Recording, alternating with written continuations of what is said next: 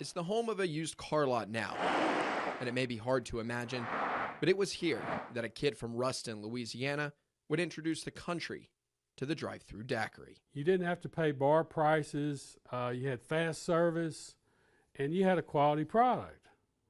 And if I could do all this through a drive-through business, I really felt like I'd have a home run. While drive-up liquor stores had been around, the novelty of buying a drink from your car was new and possibly illegal. And after months of studying legal documents, the answer still wasn't clear. It never said you could do it, but it never said you couldn't.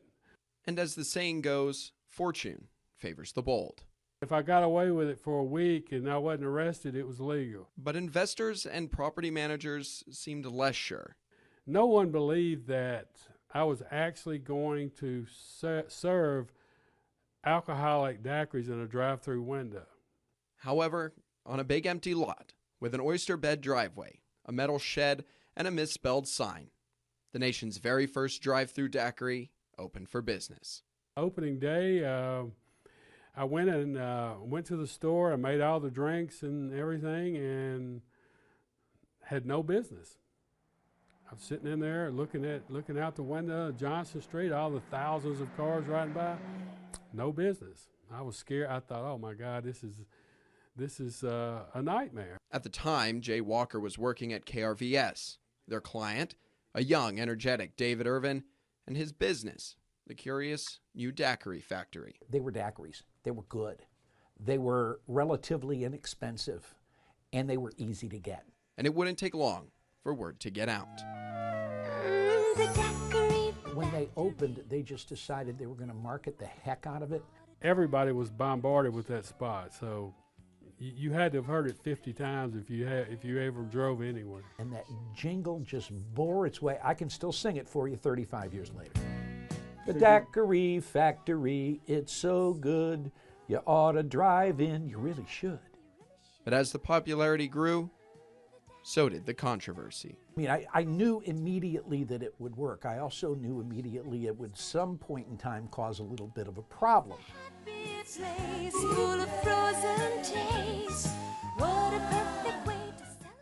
The controversy was erupting, about the business. So that was a surprise to me. The daiquiri factory was a success. We had a line of cars all the way around, all the way down the street. I mean, it was busy. But the traffic problems on Johnson Street, as notorious for traffic then as it is today, soon caught the attention of the city government and former mayor Douglas Straps. There was some concern about cars stacking up on Johnston Street, which led into the daiquiri factory. And the cups of alcohol being served, that had caught the attention of the police. On one occasion, they were harassing my customers as they left my business and stopping them, doing sobriety tests and things like that. Worried about business, David began a cat and mouse game with the city. The way I countered that move was I put in a frozen lemonade. So then there would be a question as to whether or not everybody that left my store, in fact, had an alcoholic drink. A game that would continue.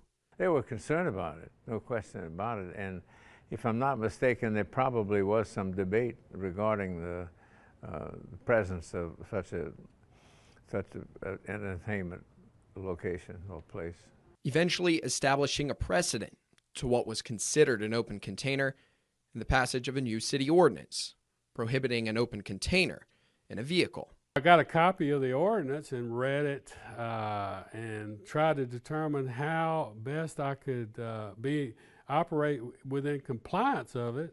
But that presented a problem to the daiquiri people as to they're not going to serve a drink with a cap on it, so you had to be aware of the open container law. David sent a letter to the mayor and the chief of police asking for clarification of what was considered an open container. No response. So he took it upon himself to decide what a sealed container was. I thought about it and I said, well, it's got a perforated slot in the top. So if you laminate that, then it's sealed. By just simply putting a piece of tape over and not opening the straw, as long as you didn't put the straw in the container, then it wasn't an open container. Worried that the passage of the ordinance would scare away business, David returned to the radio, this time for a big promotion campaign. So I called a friend of mine that had previously worked in radio, and he came over to my office and basically got me half drunk and to relax me. And he looked at me and he said, without thinking, tell me what the grand opening is about. So my general manager was in the other office, so I yelled to him. I said, how many customers do we have on a Friday? And he said, oh, about 4,000. So as a joke, I looked at my friend and I said, hi, this is David Ervin, president of the Daiquiri Factory. Does anybody in Lafayette have 4,000 friends? Well, I sure hope I do, because we're having a grand opening, and I don't know what they do at grand openings other than give away a lot of free stuff. So I'm giving away 4,000 bottles of champagne to the first 4,000 people that show up. And show up, they did. The Daiquiri Factory, it's so good. You ought to drive in, you really should. We started business that day, I think around 9 o'clock or something. The lines of cars started massing that morning around 5 o'clock. It was just bizarre. The cars were lined up for an official grand opening of the Daiquiri Factory. A free bottle of champagne to the first 4,000 customers who showed up, and an attempt for him and his employees to counter the new ordinance by the city. Now, I gave them all the option to work that day. I said, you know, we all may be arrested that day. I have no idea. But if you choose to come to work, that's fine. If not, that's fine. But I will bring enough money to bail us all out of jail if that happens. I didn't care. I went to work anyway. I mean, we were young, you know. Take a chance. Do something fun. Be on the news maybe if you got arrested.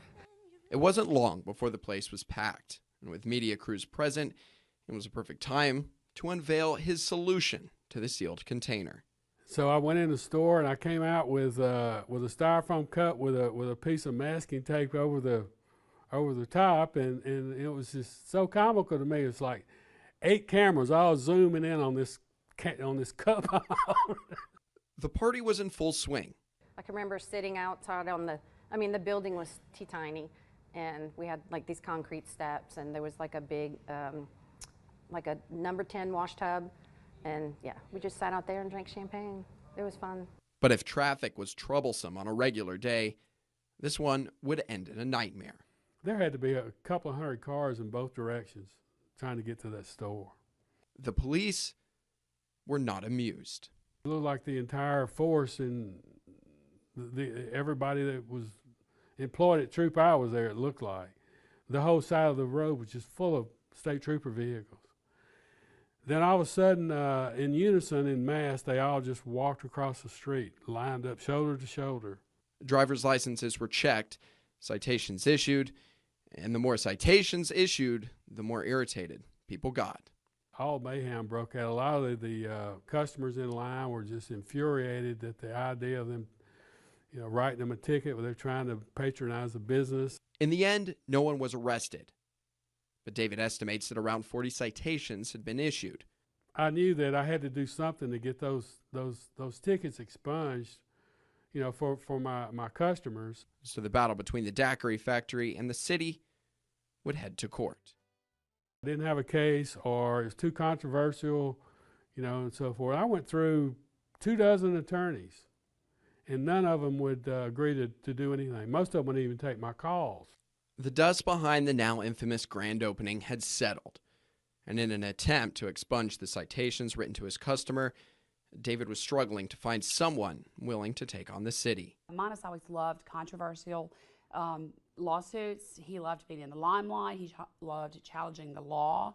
So he was very, very interested in this. KATC-TV, a legal legend in the state of Louisiana, would finally agree to sit down with David. It was the most intense interview I've ever had in my life. This man is really, he would stare a hole in you. I mean, this guy was real intense. But once the interview was over, Mr. Seymour would represent the Daiquiri Factory. But he never mentioned anything to me the entire time. I never knew what he was going to do or what the strategy was.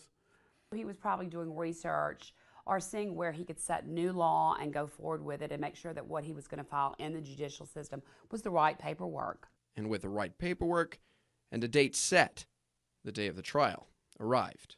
Oh, it was like total chaos. It was like what would you see in the movies. But it was just like something out of a movie for me. I mean, it was just a circus. Midas had subpoenaed every person that had been received a citation that day. And as I remember, it was 40 to 50 people. And it was really funny because they were lined up along the median on Johnson Street.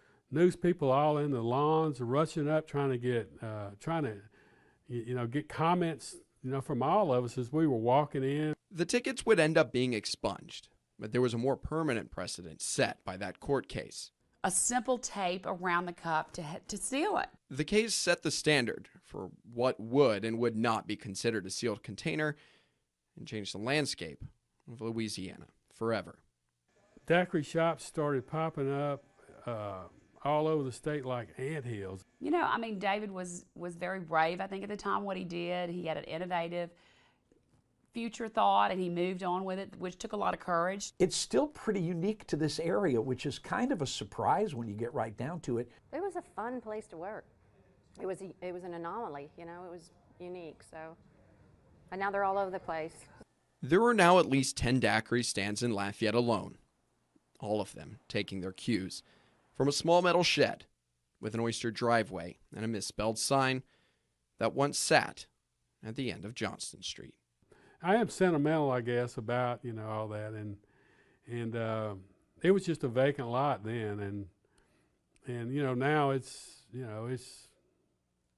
all of it's concreted in, and it's no trace of anything there, but the place is still there. That's where it all happened, right there.